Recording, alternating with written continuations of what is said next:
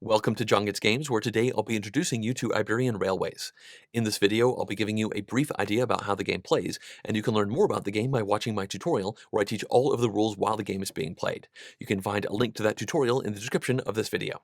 Now, Iberian Railways is a 3 to 5 player game that takes about an hour to play, and in it, each player is in control of their own railway company, and they are only going to lay track for that company throughout the entire game.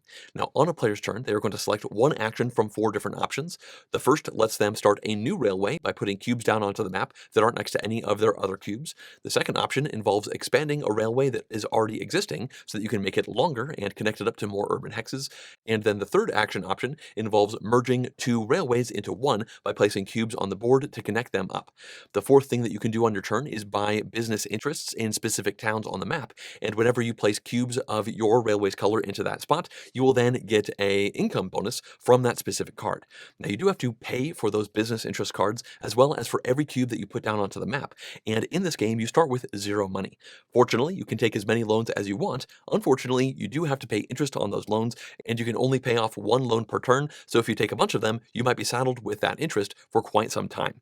Fortunately, you can get money from the income that comes from the railways that you have on the map, so you have to balance the money that you spend in the form of taking more loans versus the income that you get to then pay off those loans and then have hopefully lots of money around to do things like buy business interests and to hopefully have the most money once the game is over. Now, the game will end once any player has no cubes left in front of them, and then players will get victory points for a variety of different competitions. The biggest one is just having the most money lying around, because that will give you 2 points, and if you have debt at the end of the game, you do have to pay off $20 for each of those debt, whereas normally in the game it only costs 6. So if you have debt, you're probably not going to have the most money at the end of the game. Now, players are also going to get a victory point if they are connected to the most towns on the board, minor cities on the board, as well as major cities on the board. Players are also going to get a victory point if they have the most business interest in front of them, and players will get a point if they have the most income.